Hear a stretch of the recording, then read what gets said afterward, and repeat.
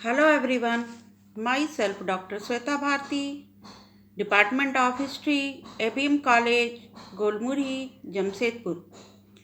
आज मैं सेमेस्टर 5 के बच्चों के लिए इलेक्टिव कोर्स DSC2 का पेपर लेकर आई हूँ। इस पेपर में हमें 1857 ईस्वी से 1947 ईस्वी तक के भारत के स्वतंत्रता संग्राम में योगदान देने वाले महिलाओं के विषय में पढ़ना है। पिछले वीडियो में हमने कई भारत के स्वतंत्रता संग्राम में अहम भूमिका निभाने वाली महिलाओं के विषय में चर्चा किया था, जिसमें बीतना दास, प्रीतिलता वाडेदार, अरुणा असफ अली इत्यादि कई महिलाओं के विषय में हमने पिछले वीडियो में चर्चा की थी। आज उसी कड़ी को आगे बढ़ाते हुए मैं आज के वीडियो में एक और अहम नेता, प्रसिद्ध स्वतंत्रता सेनानी सुचेता कृपलानी के विषय में चर्चा करूंगी।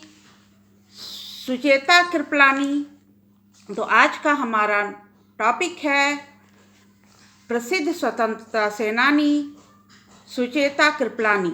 सुचेता कृपलानी एक भारतीय स्वतंत्रता सेनानी, एक राजनीतिज्ञ थी। वे उत्तर प्रदेश की मुख्यमंत्री भी बनी। वे भारत की प्रथम महिला मुख्यमंत्री थी। वे प्रसिद्ध गांधीवादी नेता आचार्य कृपलानी की पत्नी भी थी। एक स्वतंत्रता सेनानी, भारतीय संविधान निर्माताओं में से एक, भारत की प्रथम महिला मुख्यमंत्री और हर क्षेत्र में महिलाओं की पथ प्रदर्शिका। उन्होंने कई युवाओं को राजनीति में आने के लिए प्रेरित किया। सुचेता कृपलानी का प्रसिद्ध कथन था, जब सारे नेता पहले ही जेल में, स्वतंत्रता संग्राम के विषय में उनका विचार था, जबकि सारे नेता पहले ही जेल में हैं और हर किसी का जेल जाना कोई बुद्धिमानी की बात नहीं। सभी लोग जेल चले गए तो काम कौन करेगा?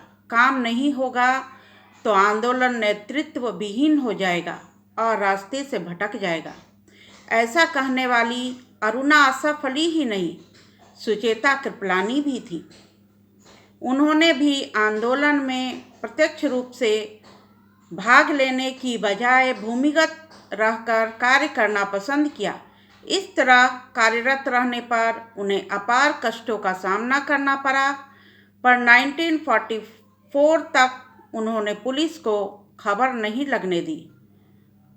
तभी तो सन 1942 के भारत छोड़ो आंदोलन के दौरान जो महिला नाम उभर कर सामने आए, उनमें सुचेता कृपलानी का भी नाम है। अरुणा असफ अली के बाद उनका भारत छोड़ो आंदोलन में महिलाओं में दूसरा स्थान आता है। सुचेता कृपलानी का जन्म 1908 ईस्वी में अम्बाला में हुआ। प्रारंभिक शिक्षा लाहौर में हुई। MA दिल्ली विश्वविद्यालय से किया। राष्ट्रीयता और खादी के पारिवारिक परिवेश में पलकर स्वाधीन भारत के सपने वह बचपन से ही देखा करती थी। बनारस हिंदू विश्वविद्यालय में प्राध्यापिका के रूप में कार्य करते हुए भी उनकी भावनाएं देश सेवा के लिए जागृत रहीं। फिर 1932 ईस्वी के सार्वजनिक सेवा क्षेत्र में और 1939 से सीधे राजनीति में वे प्रवेश कर गई। 1939 ईस्वी से उनका पदार्पण राजनीति के क्षेत्र में हो गया।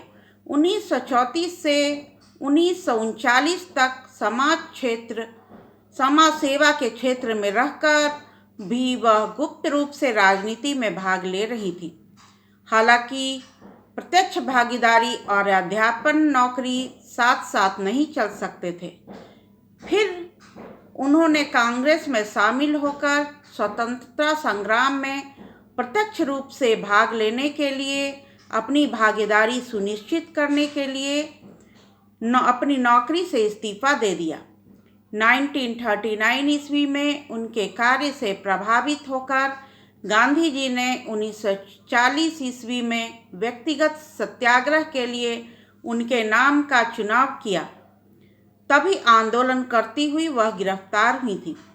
इसके बाद 1942 ईस्वी के आंदोलन के समय अग्रिम पंक्ति के युवा उत्साही कार्यकर्ताओं में उनका नाम जब लोकप्रियता के शिखर पर पहुंचा, तब से वह कभी जनता की आंखों से ओझल नहीं हुई। 1942-43 ईस्वी में लगातार भूमिगत होकर भी वह युवा कार्यकर्ताओं की प्रेरणा बनी रही। भूमिगत रहते हुए भी उन्हीं दिनों 1943 ईस्वी में उन्होंने राष्ट्रीय कांग्रेस के महिला विभाग की स्थापना भी की। उनके कार्यवाहक मंत्री होने के नाते इस महिला संगठन के माध्यम से उन्होंने प्रदेश कमेटियों को अनेकों ऐसे परिपत्र भेजे जिसमें महिला सभाओं के द्वारा अनेकों महिलाओं के बीच सूचनाओं का वितरण किया गया। उनमें आज़ादी की चेतना जगाने के लिए निर्देश तथा दिशा तय की जाती थी। अपने इस महत्वपूर्ण कार्य के लिए उन्होंने एक अंडरग्राउंड वॉलंटियर फोर्स भूमिगत स्वयंसेवक संघ की स्थापना की थी। इन स्वयंसेवकों के लिए जगह जगह प्रशिक्षण का इंतजाम किया जाता था, जो सुचेता कृपलानी अपनी देखरेख में करती थी। विशेष रूप से लड़कियों को ड्रिल, लाठी चलाना, प्राथमिक चिकित्सा और संकट में घिर जाने पर आत्मरक्षा के लिए हथियार एवं अन्य साधन प्रयोग में लाना आदि बातें सिखाकर उन्हें आंदोलन के लिए तैयार किया जाता था। ये सभी कार्य सुचेता कृपलानी की देखरेख में होता था। यह स्वयंसेवक दल उनके भूमिगत कार्य में विशेष सहायक सिद्ध हुआ। राजनीतिक कैदियों के परिवारों को राहत पहुंचाने का महत्वपूर्ण कार्य भी उनके जिम्मे था। 1942 ईस्वी से 1944 ईस्वी तक निरंतर सफल भूमिगत आंदोलन चलाने के बाद सुचेता जी को 1944 ईस्वी में ब्रिटिश सरकार द्वारा गिरफ्तार कर लिया गया।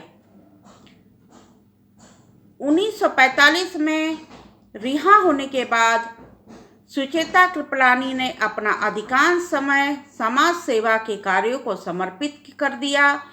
विभाजन पूर्व 1946 में पूर्वी बंगाल के सांप्रदायिक दंगों के और 1947 ईस्वी में पश्चिम पंजाब के दंगों के समय राहत कार्य के में भी उन्होंने काफ़ी अहम भूमिका निभाई।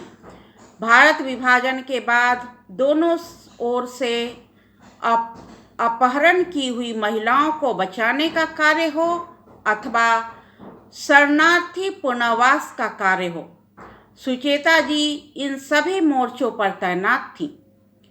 1947 से लेकर 1951 ईस्वी में वह राष्ट्रीय कार्यकारिणी की सदस्य और 1958 से लेकर 1960 ईस्वी तक वह कांग्रेस की महामंत्री रही।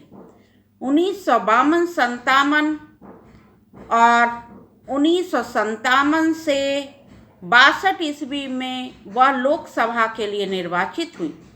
अक्टूबर 1963 से मार्च 1967 तक वे उत्तर प्रदेश की मुख्यमंत्री भी रहीं। इस नाते स्वतंत्र भारत की पहली महिला मुख्यमंत्री होने का गौरव उन्हें प्राप्त हुआ।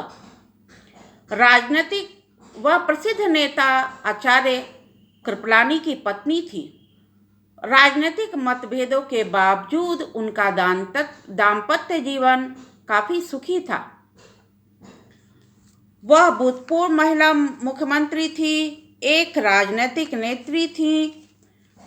1 दिसंबर 1975 ईस्वी को उनका निधन हो गया। एक स्वतंत्रता सेनानी के रूप में सारा देश आज भी उन्हें याद करता है। 1963 से लेकर 1967 तक वह उत्तर प्रदेश के, जो भारत का सबसे बड़ा राज्य है, वहाँ की मुख्यमंत्री बनी रही।